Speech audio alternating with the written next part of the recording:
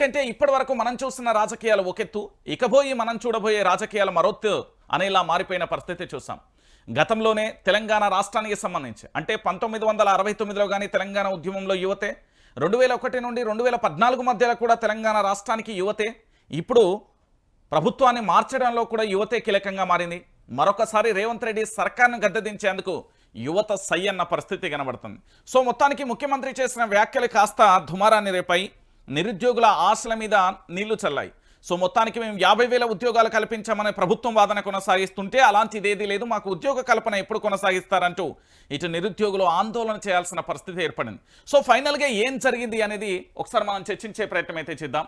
ఇక్కడ చూడొచ్చు పూర్తి స్థాయిలో కూడా జాబ్ క్యాలెండర్ ఇంకెప్పుడు ఇస్తారు, మా జీవితాలతో ఆడుకోవద్దు, చదువు విలువ తెలిస్తే ఇలా చేరు, మీ బిడ్డ ఇక్కడ ఉంటే మా బాధ అర్థమయ్యేది, నోటికొచ్చినట్లు 55,000 ఉద్యోగాలు ఇచ్చామంటే ఎలా, 17 నెలల్లో ఇచ్చిన నోటిఫికేషన్లు ఎన్నో చెప్పండి, కాంగ్రెస్ పార్టీని నమ్మి మోసపోయాం, సమస్యలు చెప్పుకుందామన్నా ఎవరు లేరు, పదవుల కోసం పాకులాడే వారిని మేధావులు అనరు, సన్నాసులు అంటారు, ఇందిరా పార్కు దగ్గర నిరుద్యోగుల నిరసన అంటూ కూడా చెప్తున్న పరిస్థితి కనబడుతుంది.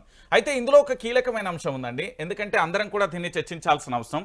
జాబ్ క్యాలెండర్ ఏంది, పూర్తి స్థాయిలో నిరుద్యోగులకు ఉద్యోగ అవకాశాలు కల్పిస్తామనే ఒక భ్రమలో ఉంచి వాళ్ళను ఏ ఇందిరా పార్క్ వద్ద అయితే ఇప్పుడు వీళ్ళు ధర్నా చేస్తున్నారో, ఇగో ఈ ఇందిరా పార్క్ వద్ద, ఏ ఇందిరా పార్క్ వద్ద అయితే వీళ్ళు ధర్నా చేస్తున్నారు, గతంలో ఇదే ఇందిరా పార్క్ వద్ద బీఆర్ఎస్ ప్రభుత్వం మీద అఖండమైన పోరాటం చేసారు. కానీ విషయం ఏంటంటే అప్పుడు మేధావులు అని చెప్పే సోకాళ్ళు లీడర్లు అందరూ కూడా ఇక్కడికి వచ్చారు.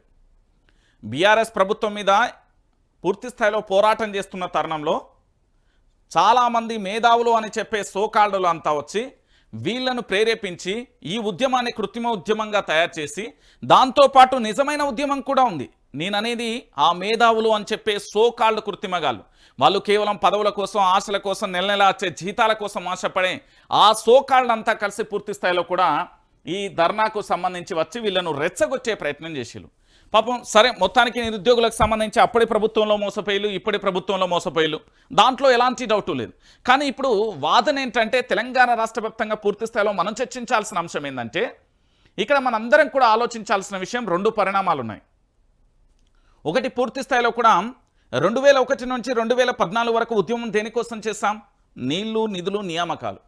సో ఆ నీళ్ళు వచ్చినాయి, నిధులు వచ్చినాయి, నియామకాలు కూడా జరిగాయి. అంటే అందరికీ ఉద్యోగ కల్పన కల్పించడం అనేది సాధ్యం కాలే.